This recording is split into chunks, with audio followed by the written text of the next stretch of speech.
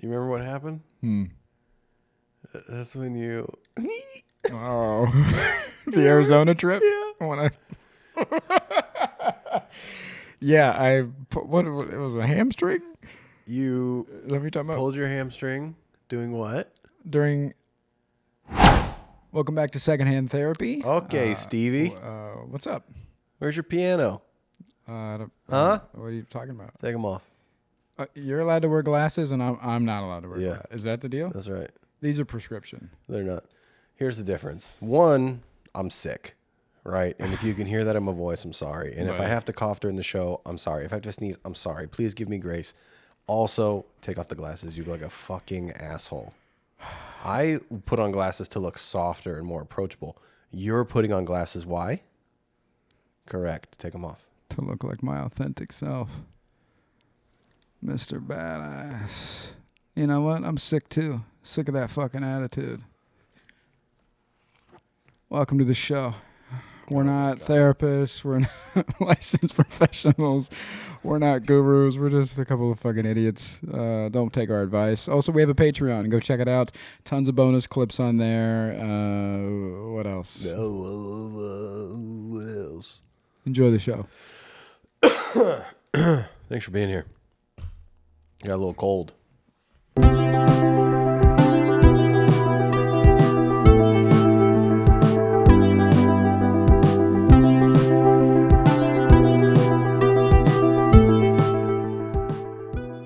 I'm frustrated because I don't have a lot to talk about Oh my god. this week.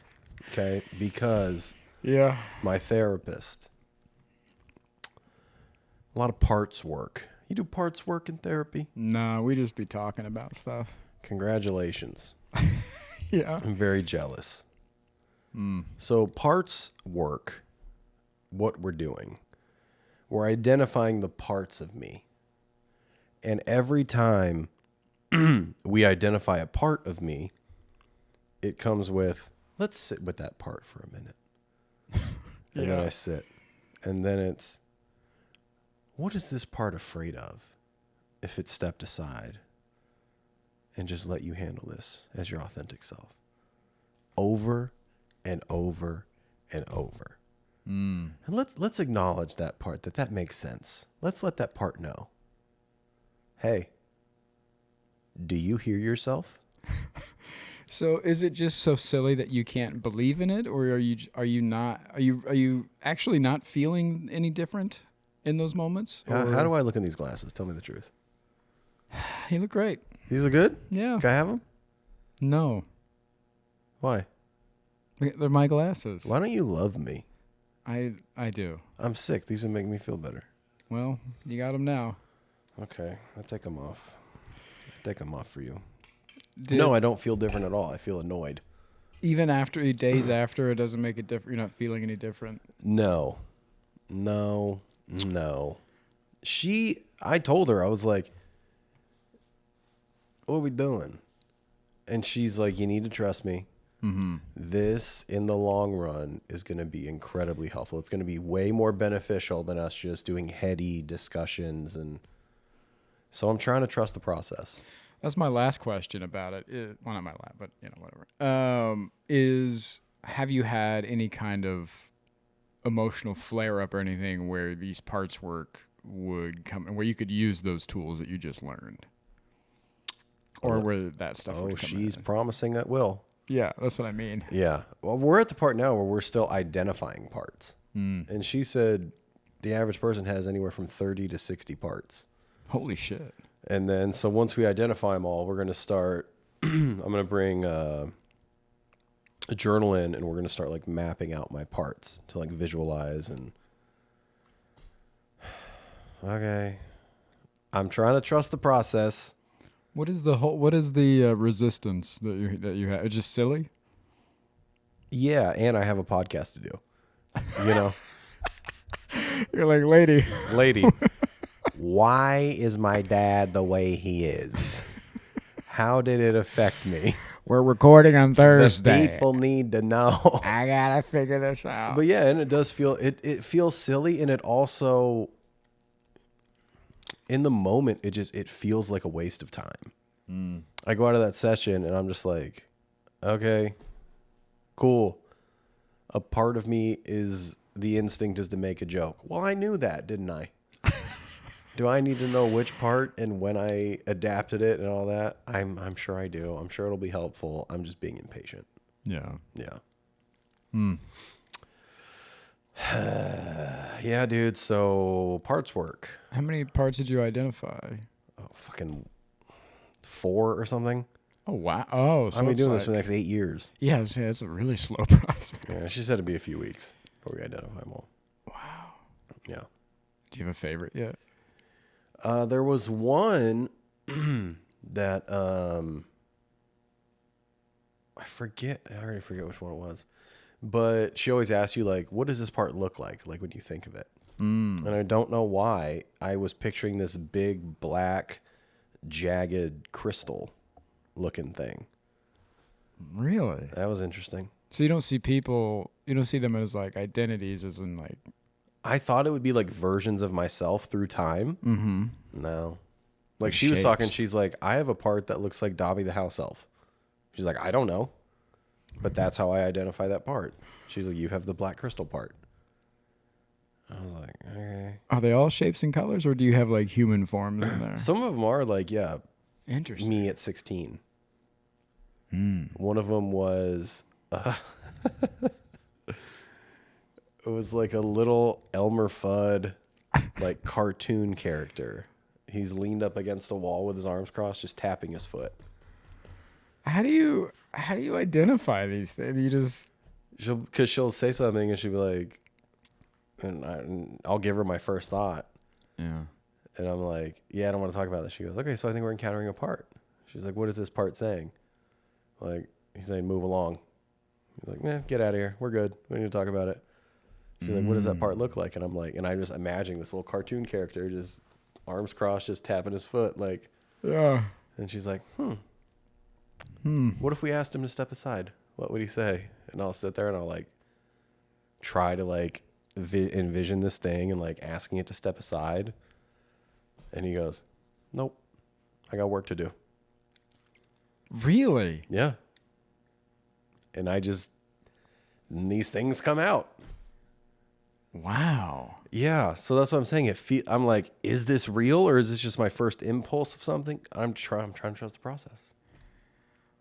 That's fascinating to me. It's really weird. Wow. Yeah. Huh.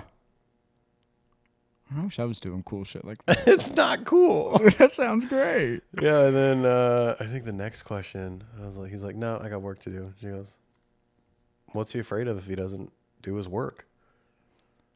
I go, oh, he's going to get fired. She goes, what does that mean? I go, there's no use for him anymore. This is helping. This is helping me. But also, what is it? Why is it Elmer Fudd? You know? I don't know, man. So yeah, we're identifying. I forget the big black jagged crystal one was like. It was something kind of intense. It was like something to do with like why I have to always be on time. It's like the like get it fucking right. Like don't fuck up. Yeah. Like that one was like a big protector. So it looks painful even if you were to touch it or Settle approach down. it. Yeah. Right, relax.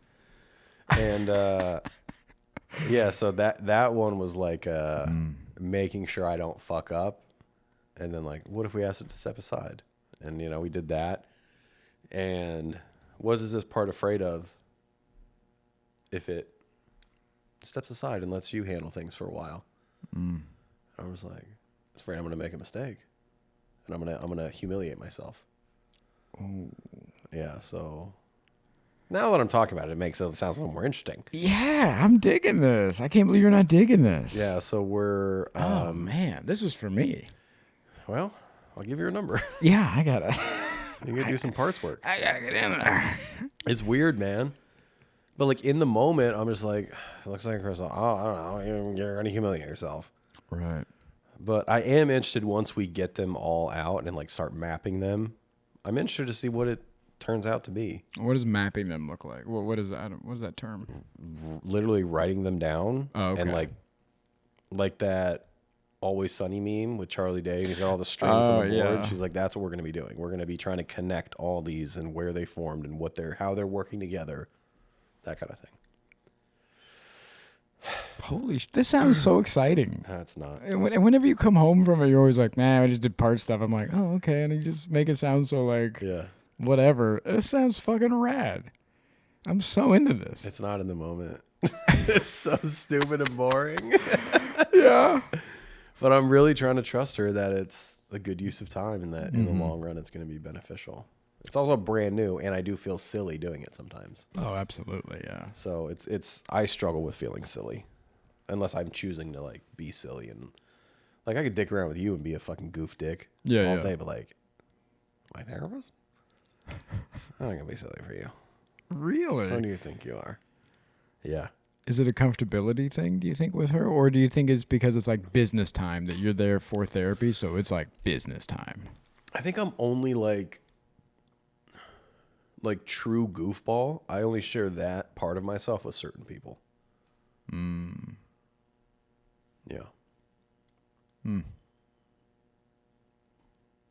You're the same way. Like you'll joke around. But like true, like Yeah. goofy, like that's not for everybody. No, yeah. And so like if I feel silly or I just get embarrassed. And I'm Yeah, like, do you think it's a big kid thing? maybe? Yeah. I guess. That's where my thought goes is Yeah. I struggled so much to just fit in and be fucking cool or just be likable that, yeah, if you were to see me being that silly or whatever, then you wouldn't think that I was like cool or whatever. So I would hide those parts. I had struggled so much just to fit in because I was bigger and whatever. Yeah. Um, Couldn't fit in. See what you I did there? couldn't fit in. Shut up. Come on, everybody. But Dude, yeah. that picture you posted on Instagram of you doing the phone thing. So funny. Let's talk about the bowl cut, shall we? Buddy. I Oh, was like, yeah. get the boy some glasses. Get him his glasses. Get him his glasses. The drawings are only doing so much. This kid needs some glasses. Step up that game.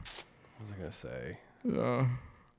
Yeah, it's hard for me to feel silly. Like a couple weeks ago, excuse me, sorry.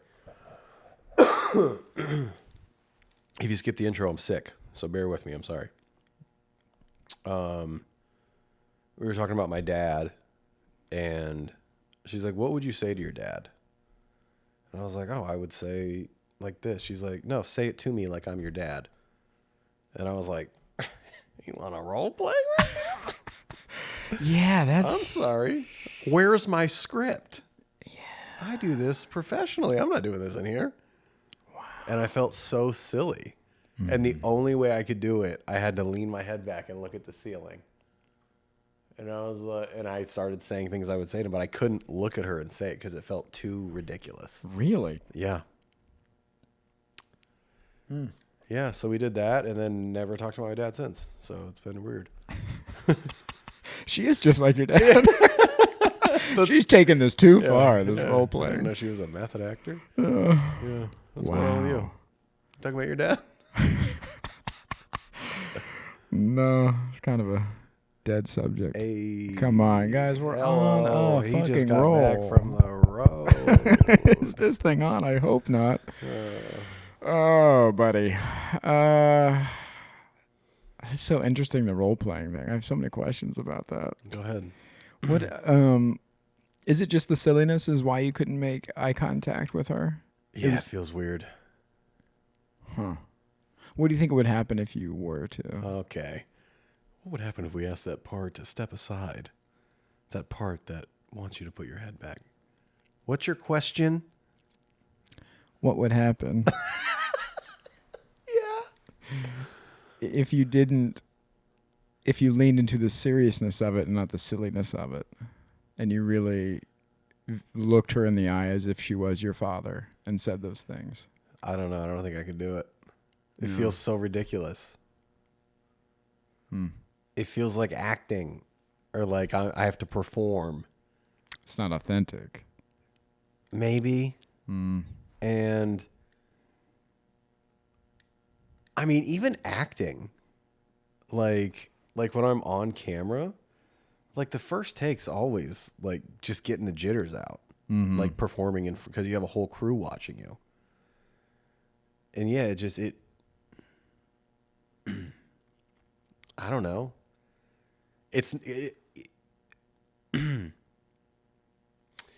Because then it's no longer like me having therapy with my therapist. It's like her watching me pretend. Why are we? It just feels weird. Why would I come in here to pretend? And then you want to watch me pretend?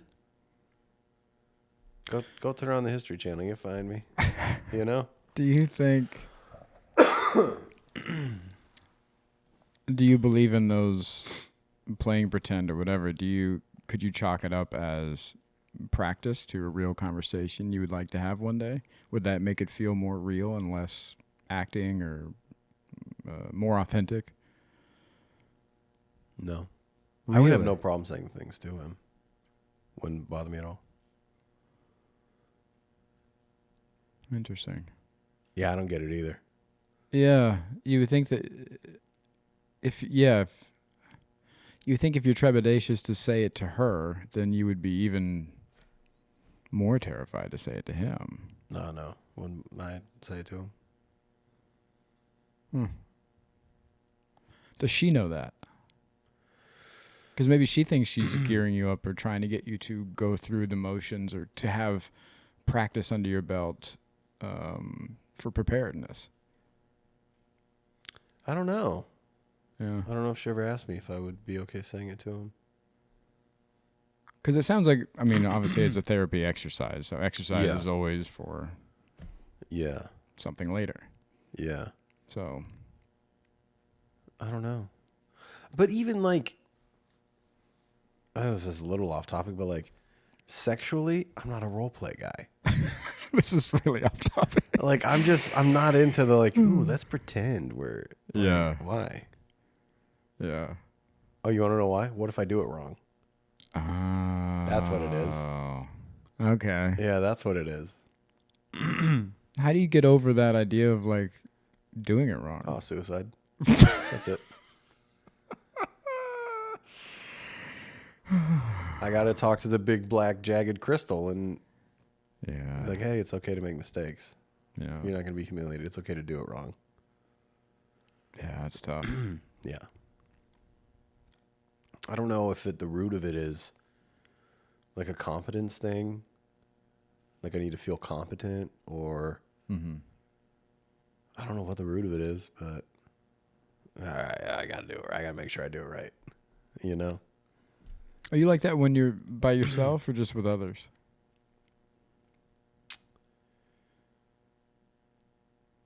No, by myself. Really? Yeah.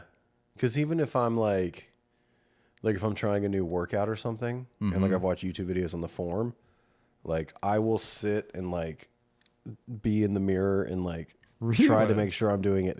Yeah. It's just this weird like perfectionism thing. Okay. Because I get flustered when I'm around other people, and you know this from like driving with me. Like I feel really like they're watching every single move I make. Yeah. Nobody gives a fuck. I just need you to know that like I saw him and like I wasn't gonna let him hit me. Yeah. All right. Okay. Nobody gives a fuck. Yeah, we all saw him. Yeah. It's good. And if you didn't, even better. Yeah. Nobody gives a fuck. Yeah. I just need you to know that I was like I knew. Yeah. I get really weird. Even doing stuff around the house, you know, like if you're standing in the kitchen and I'm like opening a package or something, every action, every move I make has to be like to like know that you're opening the package or that you're going to clean up after yourself or what? All that I don't want to look like a fucking idiot. I don't want you to look over and be like, he's cutting that weird. He's cutting that weird. Yeah, you know what I mean? Yeah. I don't know. That's how I was taught to cut things. You know what I mean? Or whatever. It's whatever that is. And not just you, but like anybody around me, I would be like, God, I hope they think that this is the right way. That weird. Yeah. Oh my God. That's wild. Yeah. Huh. And that's, you know what? Oftentimes that's when I do fuck up. When you're trying too hard? When I'm thinking, like, what would they do right now? Yeah. What would Jesus do? You know, that's when I really fuck up. But no, that's when I think I'm like, how would they do this? And I better do it just like they would, or else they're going to be like, fuck is this idiot doing? Yeah. And then I mess up, and then they go, fuck are you doing? And I'm like, oh, sorry. Fuck are you doing? Yeah. That's what plays in my head all the time. Fuck are you doing? Oh, God. I don't know, man. You just can't win, huh? No. Damn. Yeah, because even if I do it perfect, they're not going to be like, you really... Like, dude, you fucking cut that package buddy, open. I'm going to bring packages to you to open. First time. Buddy, good job. Yeah. Nobody's fucking doing that. Yeah. It's only when you fuck up there. What the fuck are you doing? How you doing? You know about opening boxes, right? Right. You done that before? Yeah, I'm like, oh, no. Oh, fuck. So you don't want to look like a dumbass. Yeah, it's embarrassment. It's rooted in embarrassment. A lot of things that I'm uncomfortable with are rooted in embarrassment. But is it... What is the embarrassment? That you're being seen as stupid? Mm-hmm. Because you said growing up, you didn't give a fuck about school, but you could do it. Yeah. So everybody thought you were stupid. Oh, absolutely. Yeah, and being a comic and all those things, like... Yeah, comics are dumb. Nobody's ever taken my job seriously. Yeah, well, comics are dumb. Never. Comics are dumb as fuck. Yeah. But yeah, the question you always get as a comic is like, so what else you do? Oh, this is it, man. Yeah. This is what I'm doing. What's your main job? Yeah. You're like, I was just on Comedy Central, so this is what I'm doing. It's like, whatever the fuck. Yeah, they flew me in Yeah. for this. You're not going to believe this. Yeah, they're paying me to be here. But yeah. So it's something I've dealt with my whole life of just kind of like, fuck you doing? I'm like, Yeah. Oh.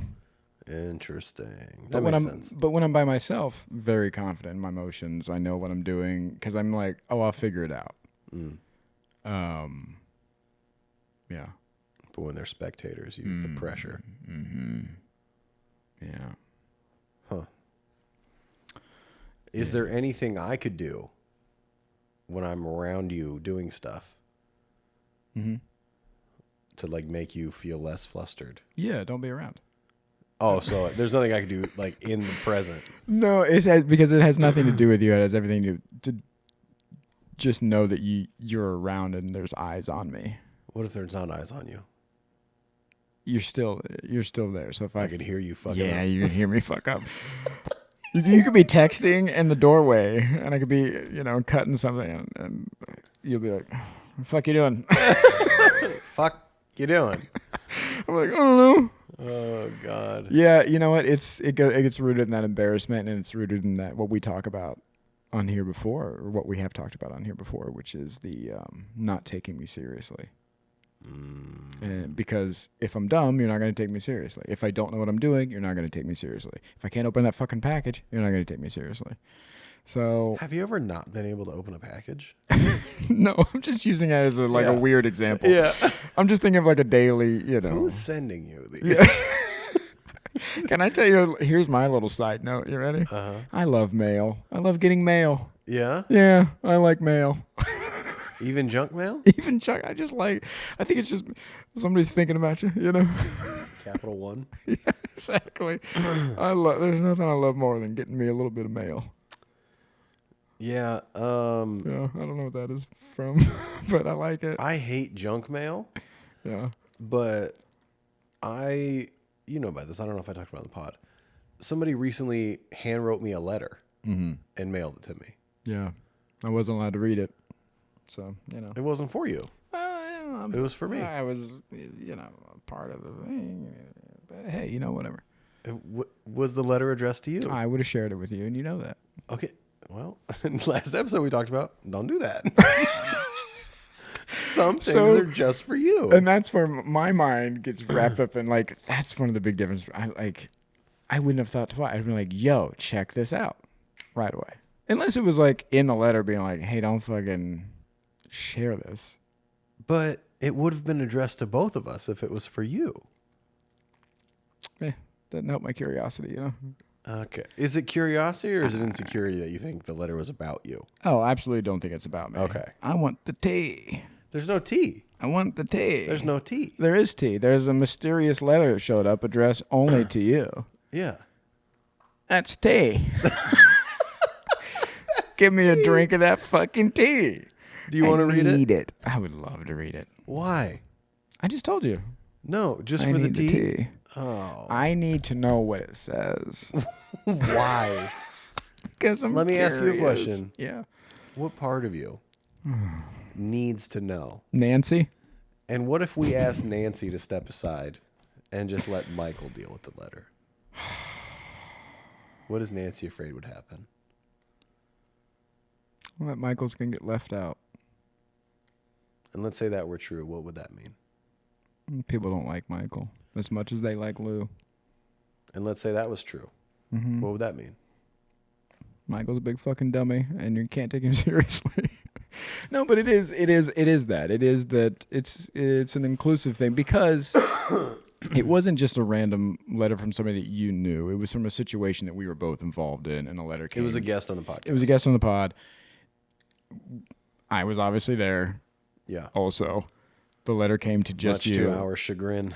Yeah. And so that's where it comes in. That's where the tea is. Where I'm like, oh, well, what did it say? What it's about? And here's why I'm able to turn that off. And I haven't thought about it since we talked about it. Yeah. That's a lie. But I tried to float it by. I couldn't. That's a fucking lie. How often do you think about it? I think about it all the time. No, you do not. I swear to God, I do. You think about that letter all the time. I do. One, I like mail. Two, you're keeping it from me, and I don't like that. And three, I want to be included. So yeah, I think about that letter all the time. You thought about it today? Yes. Now, you did not. I swear to God, think about that letter today. Absolutely, I did. Absolutely. What were your thoughts? I want to know what it says. Here's the thing. Get the fuck out of here with this. What's the thing? Here's why I'm able to I dropped it, right? I haven't brought it up. Thought about it today. Yeah, but I haven't brought it up to you, have I? No, you haven't. Okay. And here's how hard has that been? Extremely hard. Now here's why I'm able to not bring it up to you. Pride. Because pride. We know why. No. Because you and this guest hit it off. You guys had a lot of similarities and had a lot in common, and we're dealing with a lot of similar things that I could not relate to. So I assume whatever is in that letter has things to do with those connections, and I did not have that connection with that person.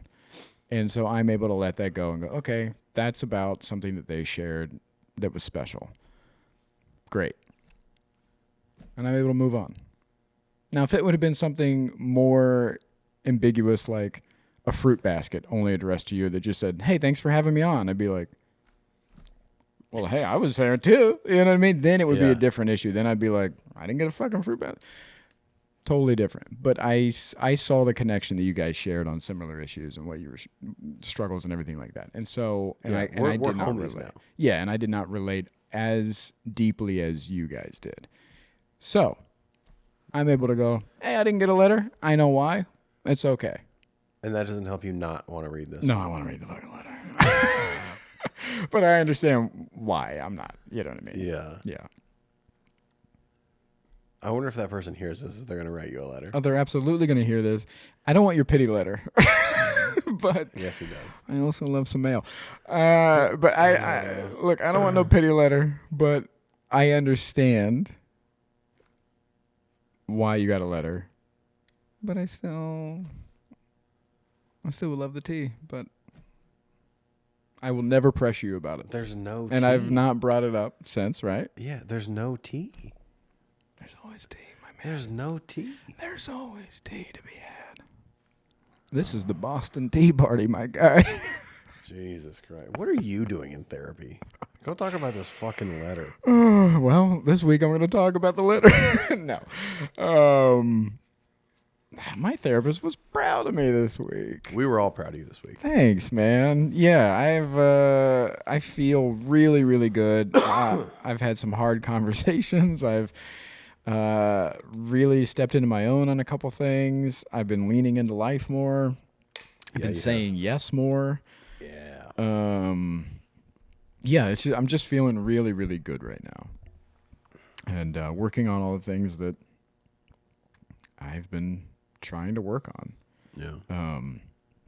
I just got back from Vegas, which was such a great trip and something that I never would have done even a couple of years ago. You know what I mean? Like, even 6 months ago, I wouldn't have done this. Did you have anybody that was like, hey, obviously go to Vegas? Well, yeah, of course. Who did that? My therapist. That's not true. She wrote me a letter. No, you can't read it. I did do that. You're right. I did suggest it. You did. It was so dumb because I had two really good friends that were playing the comedy club there in Vegas that I love and it feels like family to me, and I haven't been in a few months. And so it was a no-brainer. Yeah. But my anxiety before, I would have stewed on that trip for days, and then I wouldn't have gone, and then I would look back on it and be like, I should have went to Vegas and you know, blah, blah, blah. But this time around, we were talking about it. I was like, I should go to Vegas and see them and hang out. I was like, I got a couple days here and whatever. And you were like, yeah, absolutely. And I'm like, yeah, I should do that. And then I packed a bag and I fucking went to Vegas. Yeah. Wild. Real proud of you. Wild. Yeah. You had a great time.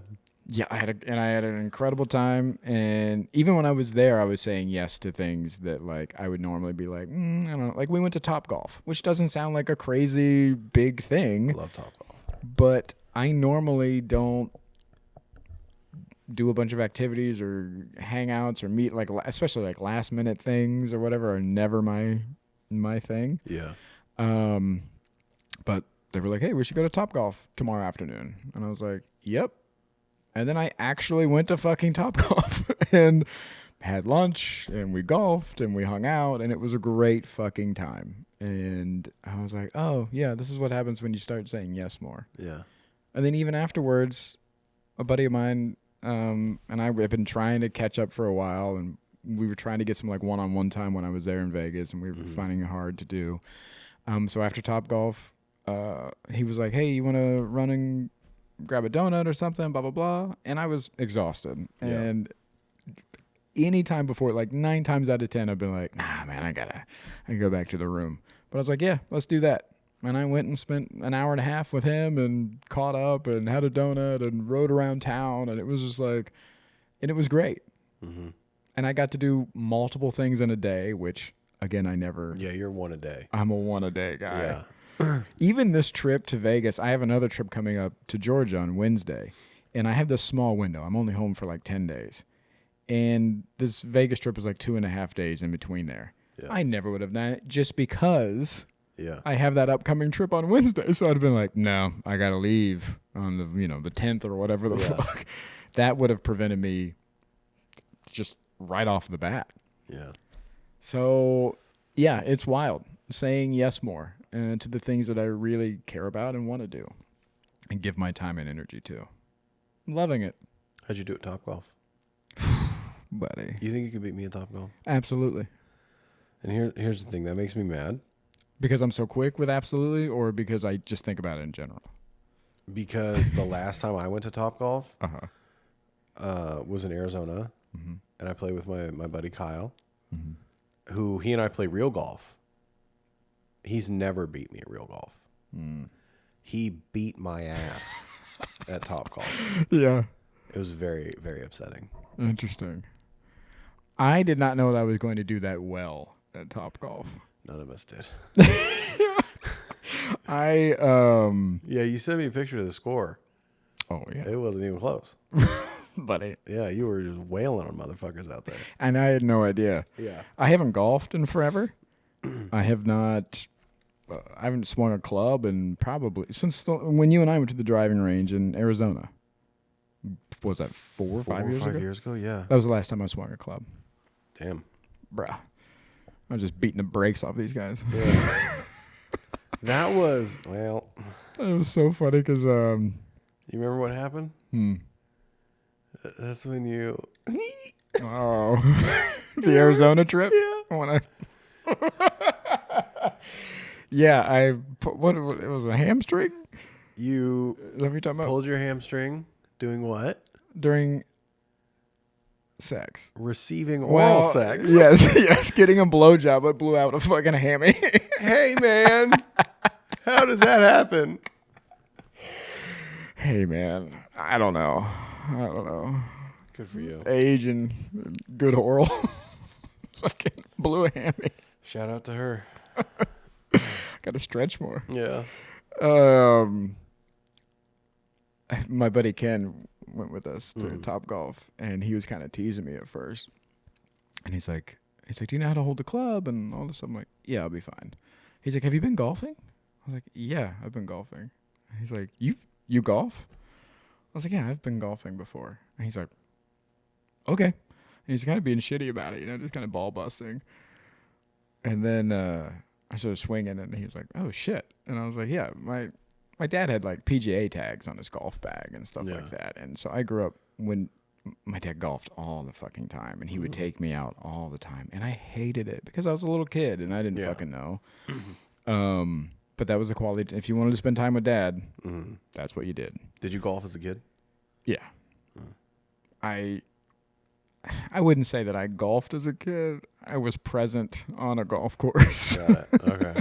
As a kid. You didn't have like your own clubs and shit? I did, but my father bought them for me, and I could give a fuck about them. Yeah. And all I remember, all the time my dad would just beat into my head all the time about like the grip and the swing and the stance and how far my legs should be apart. Yeah. Like And your grip is still wrong. Yeah. It kills me every time. Yeah. Yeah.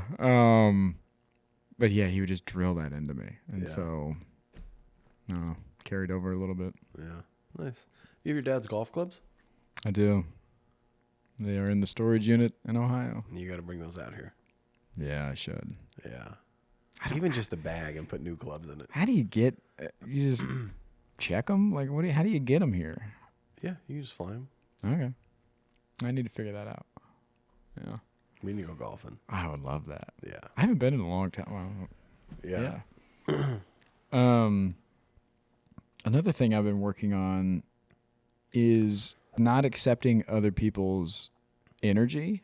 I've been really trying to focus really hard on identifying things that are like, oh, that's not about me or for me. When normally it would just, no matter what, it just gets through the gates and affects me. It's hard to do. Yeah. I recently, I had somebody make a comment. I took a phone call around somebody, and when I got off the phone, they had heard like a female voice on the other end. It was my aunt. And this person made a comment. They said, "Oh, who is that?" I said, "Oh, it was Aunt, whatever." And she goes, "Oh, I was hoping it was your girlfriend." And I go, "Yeah, I don't have one of those." And she's like, "Oh, that's so sad." And I go, "No, I'm okay." And she was like, kind of pressing me on it. And she's like, "Well, your clock is running out." And I was like, to get pregnant? What are you talking about? I was like, "I don't have a clock." Yeah. And they were like, "Yeah, you need to have a family. You need to have some kids and all these things." And I was like, "No, I'm okay." And they're like, "You need somebody to take care of you. You need a girlfriend." And I go, "No, I'm all right." And so stupid. In those moments before, I would have to feel the need to like justify myself or to like get into a conversation with this person about why I don't need these things or care about these things or whatever the fuck. And this time around, I was just able to be like, "Oh, that's not for me. That energy you're trying to put out there and these things, like, that's not for me."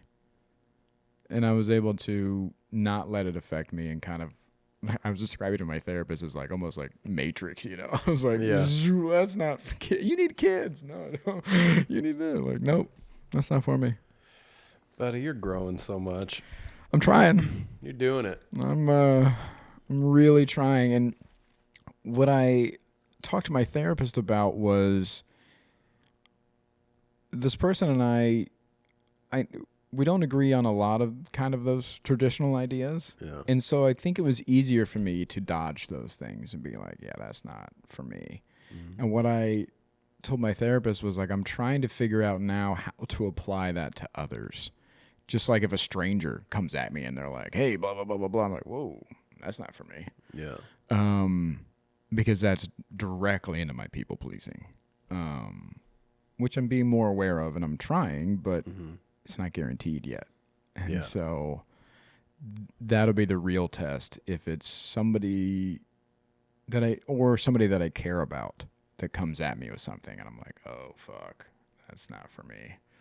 But I care about this person. I don't want them to think of me in this way. So now what? Is it so then you don't want them to think of you in this way? Yeah. But then are you also worried about them feeling like dismissed? If you do just be like, that's not for me. No, I'm good. No. Because I'm healed enough to recognize that that's on them. That if you feel that strongly that like you need to have children and all this stuff, like, no. And we can talk about it, but I'm not worried about you feeling dismissed. I'm just like, I know that you feel deeply about that and that's okay. That's not for me. Why do people think other people need to have kids? What is that about? I don't know, man. Is that religion? I understand it more now since I was in a relationship with somebody who had a child and I bonded with them and it was great. And like, I felt in very similar ways that I imagine Wayne felt with me. Wayne took me in as his own and was like, this is my kid. You know what I mean? Like he would fucking stand up for me, fight somebody for me. Like Wayne was like ride or die, you know? Yeah. And I felt very similar in those ways. And I looked at love in a different way. Even though it wasn't my child, I still had this like, it's a different kind of love. It's a very protective love. Yeah. So I can see it in those, and the joy that you get and the reliving that you get, you know, and she was coming home from school and sharing stories about, you know, this and that. Like it brought me back to my childhood and I got to have those feelings kind of rush back again and that nostalgia and everything like that. Like that was magical. And it's something I'd never experienced before or knew that was what people had been describing with children. So like, I get it, but that still it's not enough for me to change my mind and go, I need to have one to, you know, whatever. Like, no, that's still not for me. I understand it. I understand the argument of like, you'll never know love like this until you have a kid, or you'll never blah, blah, blah till you have a kid. Like, I get it. Still no. You're okay with missing out. Yeah. Because I think if it's,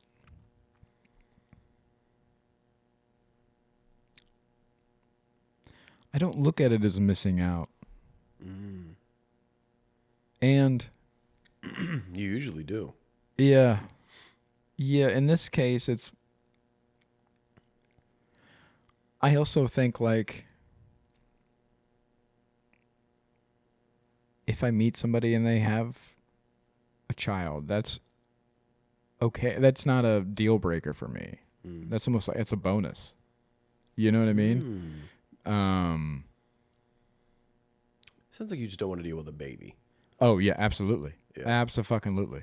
Yeah. That is not, I know myself. I know how selfish I can be and how selfish I am. And I would hate that. I would fucking hate that. Yeah, babies are a lot. Yeah, it's all of your time. All of your time. Yeah. For years. Not I just have like, a dog, it's a couple months of like rough. No, dude, it's all of your time Yeah. for many, many years. Like, I'm good. I'm trying to accomplish way too much to, like you said, even have a dog. I can't even have a dog right now. Yeah, dog is, dude, every time I want to take a trip, I'm like, who's going to watch this fucking dog? Yeah, dude. Yeah, she's such a pain in the ass. Yeah. She's a problem. I can't even stay at a house party too long because I got to die. That's a good problem to have. Yeah. You know, I got to take off. I got to go let my dog out. Yeah. That's always my go-to. Yeah. Or if I'm late, my dog threw up. Everybody understands. Your dog threw up. You also don't want kids. You're about to get a vasectomy though. Yeah. But you enjoy kids. Like you FaceTime with your niece all the time. I enjoy one kid. Just the one. I enjoy one kid. Yeah. Here's what I've learned. Mm-hmm. When my niece was born, she's great. She's like a little worm. Yeah. And like you get to feed her. Sometimes she'll cry. You change a diaper. And they're so great. She just turned 4. And the more independent she gets, the less she's all over you and like wants to play. And I don't want to say like the novelty wears off, but I don't love her less, but she's not as into me as she was. Yeah. Oh. And yeah.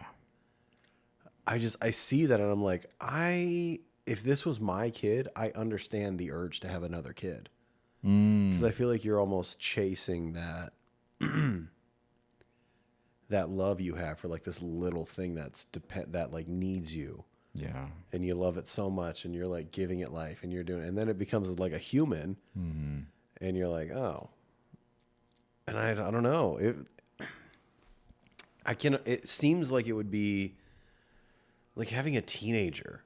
I was just going to say that. And like your little human is driving around in a car. I can't imagine how much that hurts. Yeah. That's just like this independent adult out in the world. And you're just there like, I'm still your dad. I'm still your mom. Like that's gotta hurt like a motherfucker, right? Buddy, I got hurt in a similar way. Yeah.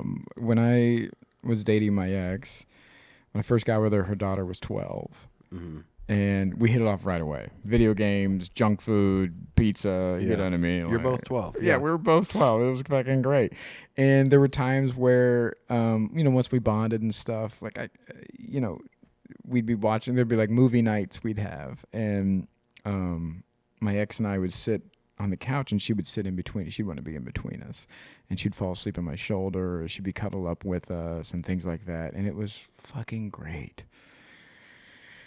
And then she turned 13, became a woman, and did not want anything to do with either one of us, me especially. Yeah. And was less lovey and huggy and like, didn't want to be around, thought we were like uncool kind of thing. Did it feel like rejection? It did. It did because, and it was, here's the thing, I had just fallen in love with her. Yeah. You know what I mean? I was like, oh, this is fucking great. You don't want to hang? Yeah. I was like, okay. And then I was chasing forever. And it was just kind of like waiting around for her to like come around again. And she did. Yeah. That but sounds fucking terrible. Yeah, there's a few years there where you're just kind of like, you're just not cool enough. And I get it. And even during the pandemic, like, we would always like go to movies and stuff like that, like I said, or have movie nights. So during the pandemic, I had ordered a projector and I got a movie screen and I turned our garage into a little movie theater. I put the projector screen on the garage door and I moved the couches around. I put up this air bed, so it was like this big, like comfy thing. I put blankets and pillows down. I printed little movie tickets. And so, with little movie times on it because... Oh, my God. You were so down bad for this kid. Oh, because I had missed those times that we had shared. Yeah. So much. Was she into it? She came down. They both came down. I made popcorn. I went to the dollar store. I bought those little snacks you buy at the, those little boxes of like Reese Pieces and things. And so I had all that. And she came down and she was like, kind of there for like maybe a half hour, 40 minutes, but she was like texting the whole time and like talking to her friends on the phone kind of thing and doing her own thing, and then she left. But yeah, dude, like, but then she started coming around. I started doing it more often, and that was the thing that I learned. It was consistency, right? It was allowing to give her space, and I wasn't trying to make it an event anymore. It was just, I'm doing this thing. If you want to come hang, come hang. And eventually she would come around. And then she'd stay longer, and it was like... Yeah, no, I'm not interested in that kind of game. Oh, it was great. Don't play games with me. Yeah. What is this? But it was just, I had my girl back for a minute. Yeah. And it felt so good. How's it feel now? You're such a piece of shit.